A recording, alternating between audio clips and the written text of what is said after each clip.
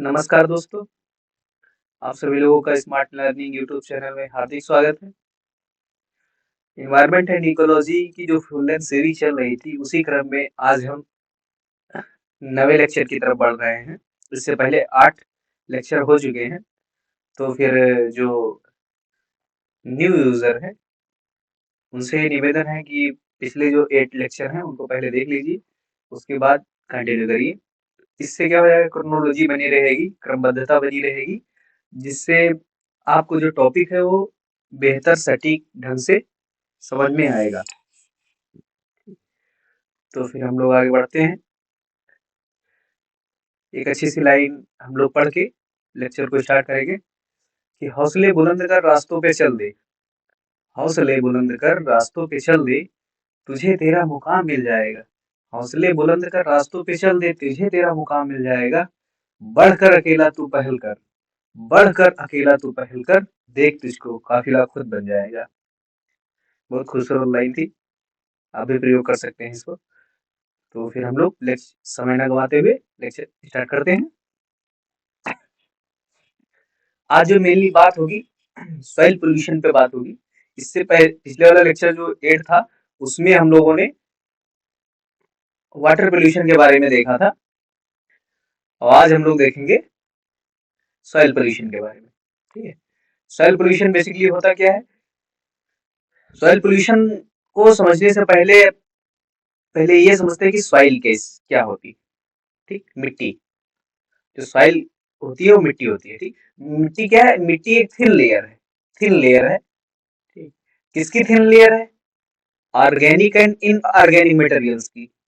जो लेयर है वो ऑर्गेनिक और इनऑर्गेनिक मटेरियल से मिलकर बनी होती है, और ये जो लेयर होती है थिन होती है।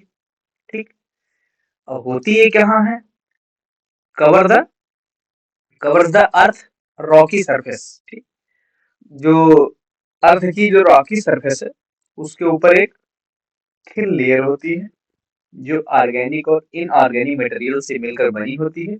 उसी को हम लोग साधारण भाषा में सॉइल कहते हैं, मिट्टी कहते हैं। अब बात करते हैं सॉइल पोल्यूशन की। अब मिट्टी में जो प्रदूषण होता है वो कैसा होता है, उसको कैसे डिफाइन करते हैं। तो सॉइल पोल्यूशन को डिफाइन ऐसे किया जाता है कि ऐसे सब्सटेंस का एडिशन, ठीक है, या फिर यूं कहे कि addition of substance to the soil which adversely affect physical, chemical and biological property, ठीक, of soil and reduce it productivity. तो होता यह है कि ऐसा सब्सटेंस का एडिशन मिट्टी में जो इफेक्ट करता है उसके physical, chemical and biological property को, उसके फिजिकल, केमिकल और बायोलॉजिकल जो गुण है, प्रॉपर्टी है, उसको अफेक्ट करता है। और साथ ही साथ जो मिट्टी है, सॉइल है, उसकी जो प्रोडक्टिविटी है उसको डिक्रीज कर देता है, रिड्यूस कर देता है। ठीक, तो अगर ऐसा सब्सटेंस मिट्टी में मिलता है जिनसे ये सारे प्रभाव होते हैं तो हम लोग कहेंगे कि मिट्टी पोल्यूट है। ठीक, सॉइल पोल्यूशन उसमें हो चुका है। और अगर बात करी जाए कि it is build up of persistent toxic compound, ठीक, and chemical, salt, radioactive materials and disease causing agent in soil which have adverse effect on plant growth, human and animal health। ठीक, तो होता क्या है कि जो persistent toxic compound है, chemical, salts, radioactive materials and disease causing agent in soil. ठीक, तो मिट्टी में ये जो कंपाउंड है, केमिकल्स हैं, साल्ट है, रेडियो एक्टिव मटेरियल्स है, या फिर जो डिजीज कॉजिंग वाले जो पैथोजेंस है, एजेंट हैं जिनको कहा जाता है मिट्टी में, तो वो क्या करते हैं, विच हैव एडवर्स इफेक्ट। तो वो एक एडवर्स इफेक्ट डालते हैं, किस पे डालते हैं, प्लांट की ग्रोथ पे डालते हैं। ठीक, प्लांट ग्रोथ, और साथ ही साथ ह्यूमन एंड एनिमल का जो हेल्थ है उस पे ये लोग बहुत बुरा प्रभाव डालते हैं। ठीक, तो ये सॉइल पोल्यूशन को हम लोग डिफाइन करते हैं। और अगर एक दूसरे नजरिए से अगर इसको देखा जाए तो अ soil pollutant is any factor. ठीक, एनी फैक्टर हो सकता है विच डिटेरियोरेट्स द क्वालिटी, क्वालिटी का गिरना, texture and mineral content of the soil. ठीक, तो जो सॉइल की के कंटेंट में जो टेक्सचर होता है, मिनरल्स होते हैं, ठीक, वो इफेक्ट कर जाते हैं, वो भी कारण बन सकते हैं सॉइल पोल्यूटेंट का। जैसे अगर मिट्टी में केवल नाइट्रोजन ही नाइट्रोजन हो तो भी एक प्रकार का क्या कहेंगे उसको, इन इनफर्टाइल सॉइल बोल सकते हैं या फिर बंजर बोल सकते हैं, क्योंकि साइड की मात्रा ज्यादा हो जाएगी। अगर किसी मिट्टी में किसी खास प्रकार के जो मिनरल्स है उनकी सांद्रता अगर बढ़ जाएगी तो भी मिट्टी पल्यूट हो जाती है, बंजर हो जाती है। ठीक, तो उसका क्या चाहिए, टेक्सचर चाहिए। टेक्सचर टेक्सचर मतलब एक ऐसा मिश्रण चाहिए जिसमें सारी चीजें भी हो और एक निश्चित अनुपात में हो, तो फिर जो सॉइल फर्टाइल बोली जाती है। तो आगे अगर बढ़ा जाए कि which disturb the biological balance of the organism in soil. ठीक, तो जो ऑर्गेनिज्म सॉइल में रहता है उसका जो बायोलॉजिकल बैलेंस है वो डिस्टर्ब हो जाता है, किससे, सॉइल पोल्यूटेंट से। ठीक, तो ये 3-4 नजरिए थे जिससे हम लोग सॉइल पोल्यूशन को कंसीडर कर सकते हैं। नेक्स्ट स्लाइड में हम लोग आगे बढ़ेंगे तो फिर देखा जाएगा कि जो सॉइल पोल्यूशन है उसके कॉजेज क्या है। ठीक, तो अगर कॉजेज की बात करी जाए तो इनडिस्क्रिमिनेट यूज ऑफ फर्टिलाइजर। ठीक है, जो फर्टिलाइजर का यूज है वो अच्छी तरीके से डिस्क्राइब नहीं है। ठीक, पेस्टिसाइड है, इंसेक्टिसाइड एंड हार्बिसाइड, तो इसका कोई निश्चित पैमाना नहीं है कि हाँ इसको कैसे यूज किया जाता है। साथ ही साथ जो सोसाइटी है, ठीक है, फार्मर है, उनको इतनी बेहतर नॉलेज नहीं है, जागरूकता नहीं होने के कारण वो सही ढंग से जो इफेक्टिव यूज होता है fertilizer, pesticide, insecticide and herbicide का, तो उसको वो लोग अपना नहीं पाते हैं, जिसकी वजह से होता यह है कि सॉइल पोल्यूशन बढ़ जाता है। ठीक, और अगर बात की जाए तो dumping of large quantity of solid waste, तो अगर सॉलिड वेस्ट का लार्ज क्वांटिटी में अगर डंपिंग हो जाएगा सॉइल पे तो फिर क्या हो जाएगा, उसका उसकी जो मिट्टी है वो पोल्यूट हो जाएगी। जैसे अगर आपके घर का जो सॉलिड वेस्ट है, सॉलिड वेस्ट तो मतलब ये है कि ऐसा कचरा जो ठोस रूप में पाया जाता है, थोड़ा सा सॉलिड होता है, और जिसका जो डिकम्पोजिशन होता है थोड़ा सा, उसका टाइम पीरियड जो होता है थोड़ा सा ज्यादा होता है, अगर कंपेयर करें किससे, लिक्विड और फिर क्या कहते हैं कि गैसेज वाले से, तो फिर उसमें उसकी वो क्या कहते हैं टाइम पीरियड उसका ज्यादा हो जाता है। ठीक, तो ऐसा जो पोल्यूशन होता है, जैसे आपके घर पुराने पड़े हुए टायर हैं, पुराना पड़ा हुआ कीबोर्ड है, कंप्यूटर है, लैपटॉप है, बोतलें हैं, ये सारे क्या है, ये सब सॉलिड वेस्ट है। ठीक है, तो एक तो ये हो गया। और इसके साथ है डिफॉरेस्टेशन एंड सॉइल इरोजन। तो एक कॉज ये बनता है कि डिफॉरेस्टेशन जो होता है, निर्वनीकरण जिसको बोला जाता है, कि जो जंगल है, वन है, उनको अगर काट दिया जाए तो डिफॉरेस्टेशन हो जाता है। अगर डिफॉरेस्टेशन हुआ और इसके साथ साथ अगर खूब जोर से बारिश होती है तो फिर सॉइल का इरोजन होने लगता है। तो चूंकि अभी पढ़ा गया है कि हम लोगों ने कि जो मिट्टी होती है एक थिन लेयर होती है, soil is the thin layer of organic and inorganic compound. ठीक, तो फिर वो जो थिन लेयर है वो उसका इरोजन हो जाता है। तो अगर इरोजन हो जाएगा तो फिर सॉइल तो चली गई। अगर सॉइल चली गई तो फिर उसमें बचा क्या, तो बचेगा क्या, वही अर्थ की जो क्या कहते हैं कि रॉकी जो सरफेस है वही तो बचेगा, तो इनफर्टाइल उसको बोला जाएगा। तो ये भी एक प्रकार का इसको कंसीडर किया जाता है, किसमें, सॉइल पोल्यूशन में इसको कंसीडर किया जाता है। ठीक, तो पोल्यूशन ड्यू टू अर्बनाइजेशन, तो अर्बनाइजेशन की वजह से भी पोल्यूशन है, क्योंकि अगर बढ़ता जो शहरीकरण है उसके कारण जो उससे मिट्टी है वो पोल्यूट होती है, क्योंकि वहां से जो निकलने वाला जो वेस्ट मटेरियल है वो एज कंपेयर जो रूरल एरिया है उससे ज्यादा है। ठीक, तो इसलिए फिर एक कॉज इसको माना गया है। ठीक, अभी हम लोग सोर्सेस पता करते हैं कि जो सॉइल पोल्यूशन है उसके सोर्सेस क्या हैं। तो पहला सोर्स हमको नजर में आता है इंडस्ट्रियल वेस्ट। तो अगर इंडस्ट्रियल वेस्ट को अगर देखा जाए तो जो फैक्ट्रियां होती हैं, ठीक, वो क्या करती हैं कि कोई भी अगर गुड्स है उसको बनाने में उसको बहुत सारे केमिकल का यूज करना पड़ता है। ठीक, केमिकल के साथ साथ बहुत सारे ऐसे तत्व हैं जिनको यूज करके वो अच्छे अच्छे गुड्स बनाते हैं, ठीक। तो अगर कोई सामान यूज होता है तो जाहिर सी बात है कि हाँ कुछ ना कुछ उसका जो वेस्ट मटेरियल है वो निकलेगा जरूर, ठीक। तो अगर वो वेस्ट मटेरियल ऐसे ही खुले में छोड़ दिया जाएगा तो उससे इन्वायरमेंट पोल्यूट हो जाएगा। तो इन्वायरमेंट पोल्यूशन में वो बहुत सारे टाइप के पोल्यूशन वो पैदा करते हैं। जैसे अगर इसको कंसीडर किया जाएगा, अगर वाटर बॉडी से रिलेटेड है तो वाटर पोल्यूशन, अगर एटमॉस्फेयर से रिलेटेड है तो एटमॉस्फेरिक जो पोल्यूशन है उसका हो जाएगा। अगर वो फ्लोरा एंड फौना को होता है तो एनवायरमेंटल इशू आ जाएगा, ठीक। तो ऐसे उसको कंसीडर किया जाता है। तो ये जो केमिकल हैं जैसे उसमें मरकरी हो गया, लेड हो गया, कॉपर हो गया, जिंक हो गया, कैडमियम हो गया, साइनाइड्स हो गए, ठीक, थायोसाइनेट हो गए, ठीक, क्रोमेट्स हो गए, एसिड हो गए, अल्काइंस हो गए, ऑर्गेनिक्स जो सब्सटेंस है, इन सब सारी चीजों का जो इंडस्ट्री में यूज होता है तो इनका जो वेस्ट या फिर बचा हुआ जो मटेरियल है, ठीक, वो क्या कहलाता है, इंडस्ट्रियल वेस्ट कहलाता है, ठीक। तो इससे क्या होता है कि ये जाहिर सी बात है इसको मिट्टी पे ही छोड़ा जाएगा, कहीं ना कहीं इसको डंप करेंगे ही। तो अगर डंप करते हैं तो फिर वो मिट्टी पोल्यूट हो जाती है, जाहिर सी बात ये। एक बात ये ध्यान रखिएगा कि पोल्यूशन में सारी चीजें इंटरलिंक है, कोई सेपरेट नहीं है कि हाँ ये केवल केवल वाटर को पोल्यूट करेगा, ये केवल एटमॉस्फेयर को करेगा, और ये केवल सॉइल को करेगा, या फिर ये कोई ई वेस्ट को करेगा, ठीक।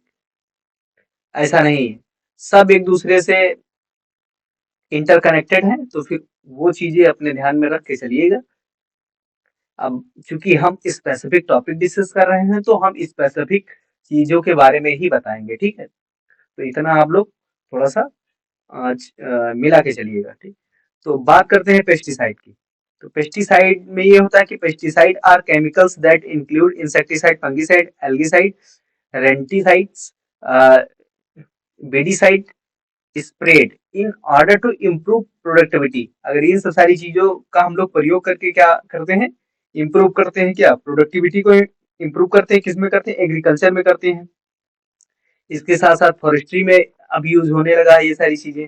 और इसके साथ साथ अभी हॉर्टिकल्चर है, जो विभिन्न प्रकार के हम लोगों ने कल्चर पढ़ा है, हॉर्टिकल्चर, पिसीकल्चर, एपीकल्चर, तो इन सब सारी चीजों में ये सारी चीजें यूज होना स्टार्ट हो चुकी हैं। तो इसकी वजह से भी सॉइल पोल्यूशन होता है। अगर बात की जाए फर्टिलाइजर एंड माइनर्स की, तो फिर ये है कि chemical fertilizer are added to soil for increasing crop yield, ठीक। क्रॉप यील्ड को, जो फसल पैदावार है उसको बढ़ाने के लिए, इंक्रीज करने के लिए मिट्टी में हम लोग केमिकल फर्टिलाइजर का यूज करते हैं। अब अगर excessive use of chemical fertilizer reduce the population of soil borne organism. होता क्या है, एक्सेसिव यूज की वजह, केमिकल फर्टिलाइजर का यूज करने की वजह से जो सॉइल बर्न जो ऑर्गेनिज्म है, सॉइल बर्न ऑर्गेनिज्म में बैक्टीरिया है, प्रोटोजोआ है, बहुत सारे टाइप के ऑर्गेनिज्म होते हैं, केचुए होते हैं। तो ये क्या है कि सॉइल बर्न ऑर्गेनिज्म है, तो इनकी जो पॉपुलेशन होती है वो घट जाती है। केमिकल फर्टिलाइजर की वजह से उनकी डेथ हो जाती है, वो अपना प्रोडक्शन बढ़ा नहीं पाते हैं, तो फिर ये रिड्यूस हो जाता है। इसकी वजह से क्या होता है कि द क्रम स्ट्रक्चर ऑफ द सॉइल हो जाता है,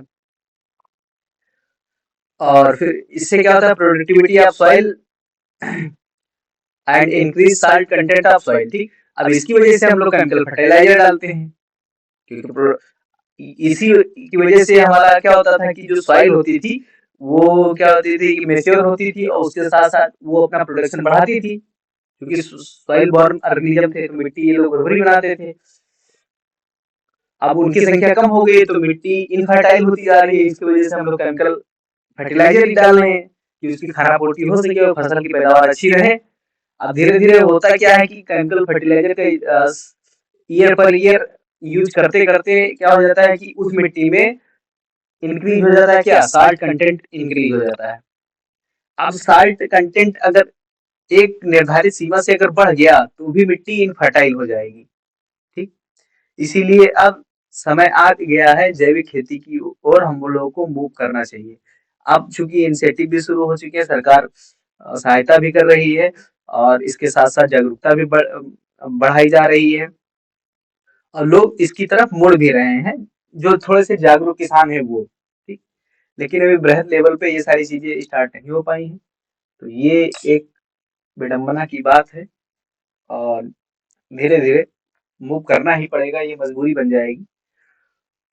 तो अभी अगले टाइप का हम लोग देखते हैं सोर्सेज क्या है। डिस्कार्डेड मटेरियल्स जो होते हैं वो भी सॉइल को इनफर्टाइल करते हैं, जैसे इसमें कंक्रीट हो गया, asphalt हो गया, रंस हो गया, लेदर हो गया, कैन हो गई, प्लास्टिक हो गया, ग्लास हो गया, डिस्कार्ड फूड हो गया, पेपर हो गया और कारकेसेस हो गए। ये सारी चीजें क्या है, ये डिस्कार्डेड मटेरियल है कि हम लोगों ने यूज कर लिया जिस पर्पज के लिए लाए थे उसको।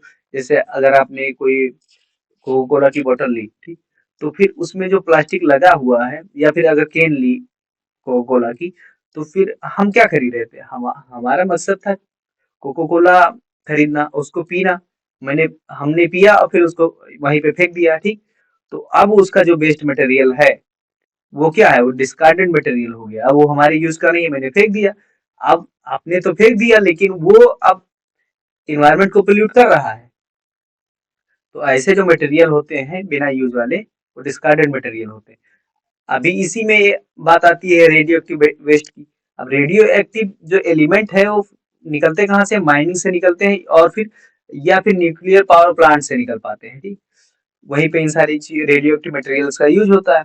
Find their way into the water, और वो वाटर के माध्यम से हमारे एनवायरनमेंट में आ जाते हैं, और फिर ये क्या करते हैं कि सॉइल को और एनवायरनमेंट दोनों को ही पोल्यूट करते हैं। अदर पोल्यूटेंट की अगर बात करी जाए, तो अदर पोल्यूटेंट में एयर पोल्यूटेंट एसिड रेन की वजह से हो जाता है, and water pollutant ultimately became part of the soil, ठीक। तो वाटर पोल्यूटेंट क्या है, पार्ट ऑफ सॉइल का ही तो है। Soil also receive some toxic chemical during weathering of certain rock. Weathering की वजह से जो रॉक होती है, क्योंकि रॉक भी तो साल्टी होती है, टॉक्सिक केमिकल की ही बनी होती है, उसमें भी बहुत सारे गुण होते हैं। तो अगर उसका इरोजन होता है वेदरिंग के कारण, तो फिर वहां से भी बारिश की वजह से जब वो मिट्टी तक पहुंचते हैं, तो भी वो क्या होता है कि मिट्टी को पोल्यूट करते हैं। एसिड रेन हुआ, इसकी वजह से जब मिट्टी पे एसिड रेन वाली बारिश होती है तो भी पोल्यूट हो जाता है। तो ये सारे विभिन्न प्रकार के सोर्सेस थे जो सॉइल पोल्यूशन करते थे। अभी हम लोग बात करते हैं टाइप ऑफ सॉइल पोल्यूशन की, कि कितने टाइप का सॉइल पोल्यूशन होता है। तो मेनली 3 टाइप में कैटेगराइज इसको किया गया है। एग्रीकल्चर सॉइल पोल्यूशन, कि एग्रीकल्चर की वजह से जो सॉइल पोल्यूशन हो रहा है उसको एक कैटेगरी में हम लोग रखेंगे। अब pollution due to industrial influent and solid waste. Solid waste and industrial activities के कारण जो भी पोल्यूशन फैलता है उसको हम लोग एक कैटेगरी में रखेंगे। और तीसरा कैटेगरी में हम लोग रखते हैं pollution due to urban activities. तो जो शहरीकरण की एक्टिविटी के कारण जो पोल्यूशन फैल रहा है उसको हम लोग एक कैटेगरी में रखेंगे, ठीक। तो मेनली हम लोगों ने इसको 3 कैटेगरी में डिवाइड किया हुआ है, ठीक। तो हम लोग अब बढ़ते हैं कि एक एक कैटेगरी को लेते हैं और उनकी वजह से क्या इफेक्ट पड़ता है सॉइल पोल्यूशन पर, इस बारे में हम लोग चर्चा करते हुए आगे बढ़ेंगे। तो पहली कैटेगरी को हम लोग कंसीडर करते हैं एग्रीकल्चर को, ठीक। एग्रीकल्चर का जो प्रभाव होता है उससे रिड्यूस हो जाता है, क्या हो जाती है, सॉइल फर्टिलिटी।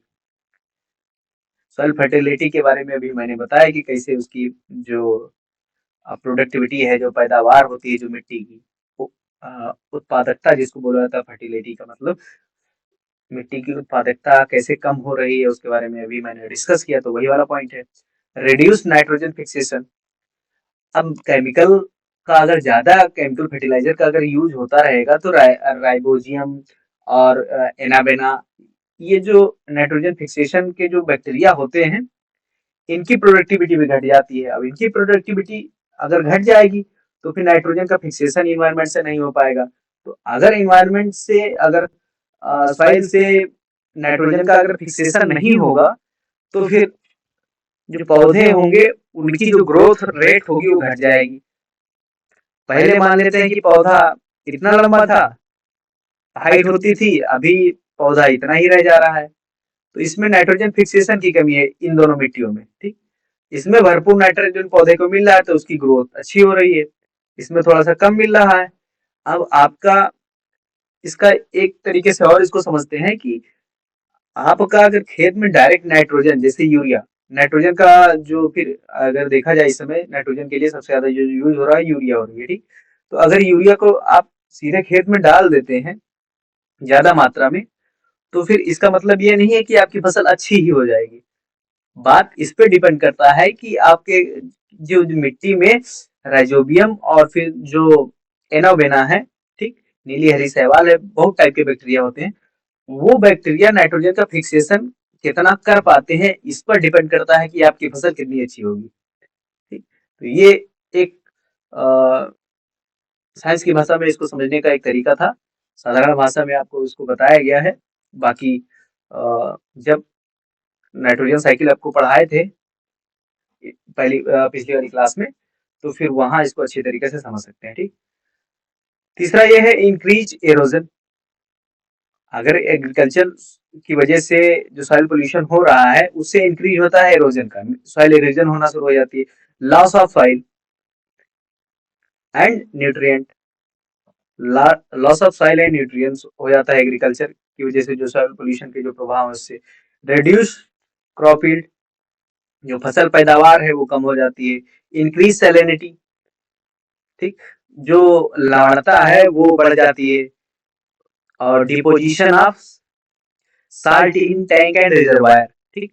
अब धीरे धीरे होता है क्या है कि अगर मिट्टी से होते हुए अगर किसी वाटर बॉडी में उस खेत का पानी अगर चला जाता है और कुछ समय से जा रहा है, तो फिर धीरे धीरे क्या हो जाएगा कि उस वाटर बॉडी का की जो सैलिनिटी है वो बढ़ जाएगी, क्योंकि यहाँ का जो साल्ट है वो टैंक और रिजर्वायर में धीरे धीरे वो इकट्ठा होता होता जाएगा, ठीक। तो ये क्या हो जाता है कि एग्रीकल्चर का इफेक्ट है सॉइल पोल्यूशन पर। अभी हेल्थ सेक्टर को अगर लेकर हम लोग बात करते हैं कि हेल्थ के इशू को लेकर के, तो फिर इसमें क्या है कि जो dangerous chemical entering the ground underground जो वाटर है उसमें मिलने की वजह से बहुत सारा हेल्थ इफेक्ट डालते हैं, ठीक। बायोमैग्निफिकेशन हो रहा है मिट्टियों में, मिट्टियों में किसी खास प्रकार के तत्व की सांद्रता बढ़ती जाती है ईयर पर ईयर, तो फिर उससे बायोमैग्निफिकेशन हो रहा है। Release the pollutant gases,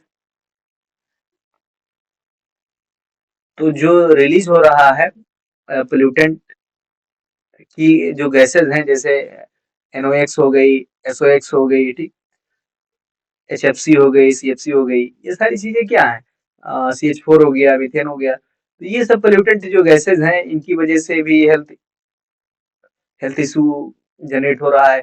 release of radioactive rays causing health problem, ठीक, जो रेडियो एक्टिव जो रेसेज होती हैं, किरणें होती हैं, उनकी वजह से हेल्थ प्रॉब्लम हो रही है, कैंसर जैसे बीमारियां अब बढ़ रही हैं, ठीक। इन्वायरमेंटल अगर इसको कंसिडर किया जाएगा तो इसमें रिड्यूस हो जाता है वेजिटेशन, जो वेजिटेशन होता है वो रिड्यूस हो जाता है, इकोलॉजिकल जो इम्बैलेंस है वो क्रिएट हो जाता है, ठीक, जो इकोलॉजिकल बैलेंस है वो बिगड़ जाता है। मिट्टी अगर फर्टाइल नहीं रहेगी तो पौधों का विकास नहीं होगा, अगर पौधों का विकास नहीं होगा तो वनीकरण नहीं होगा, अगर वनीकरण नहीं होगा तो जो इकोलॉजिकल जो बैलेंस है वो बिगड़ जाएगा, ठीक। तो imbalance in soil flora and fauna, वही सारी बात हो गई कि अगर मिट्टी फर्टाइल नहीं रहेगी तो फ्लोरा एंड फौना पर इफेक्ट पड़ेगा, ठीक। तो ये हो गई। अगर अर्बन एरिया को लेकर के हम लोग कंसर्न जाहिर करते हैं तो ये है क्लोजिंग ऑफ ड्रेन्स, तो जो शहरों में नालियों, जैसे नाली, जो ड्रेन्स मतलब नाली, ठीक, क्लोजिंग हो जाता है, तो क्लोजिंग मतलब बंद पड़ जाती है, इसकी वजह से जो वेस्ट मटेरियल इकट्ठा होता रहता है और उसकी वजह से हेल्थ है, आवागमन है, यातायात है, बहुत सारी समस्या जो शहरीकरण की वजह से बढ़ रही हैं। अंडरटेशन ऑफ एरियाज होता है, जगह की कमी हो जाती है, प्रदूषण बहुत ज्यादा बढ़ जाता है, इसकी वजह से जो अगल बगल की जो सॉइल है वो थोड़ा वो दिक्कत में आ जाती है, क्योंकि जब जल भराव होता है तो यहाँ की जो सैलिनिटी है या फिर जो वेस्ट है वो जाकर के वहाँ की मिट्टियों के ऊपर एक लेयर बना लेता है, जिसकी वजह से जो थिन लेयर थी ऑर्गेनिक एंड इनऑर्गेनिक कंपाउंड की, उसके अंदर जो सॉइल बॉर्न जो ऑर्गेनिज्म था वो डिस्ट्रॉय हो जाता है, ठीक। तो उसी सॉइल पोल्यूशन हो गया।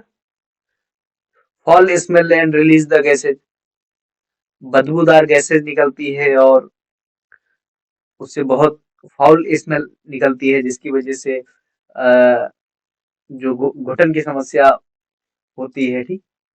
और वेस्ट मैनेजमेंट ऑफ प्रॉब्लम, अब जाहिर सी बात है अगर वेस्ट ज्यादा निकलेगा शहरीकरण की वजह से तो फिर उसका मैनेजमेंट करना भी अपने आप में एक समस्या है। तो ये हो गया उसके क्या कहते हैं कि सॉइल पोल्यूशन और भी की वजह से जो एनवायरमेंट पोल्यूशन हो रहा है उसके उसमें समस्याओं के कैटेगरीज। अभी बात आती है कि अब समस्या हम लोगों ने पढ़ ली, अब बात आती है कंट्रोल और मेजर की, कि सॉइल पोल्यूशन को कैसे रोका जा सकता है, ठीक। हम क्या कर सकते हैं वे फॉरवर्ड में, और गवर्नमेंट भी क्या प्रयास जाहिर कर रही है उसको लेकर हम लोग कुछ पॉइंट निकाल के आपके सामने रखते हैं। जैसे reducing chemical and fertilizer and pesticide use. हाँ, हम लोग केमिकल फर्टिलाइजर का कम प्रयोग कर सकते हैं, पेस्टिसाइड का यूज भी कम कर सकते हैं, जिसकी वजह से सॉइल जो पोल्यूशन फैल रहा है वो कम किया जा सकता है।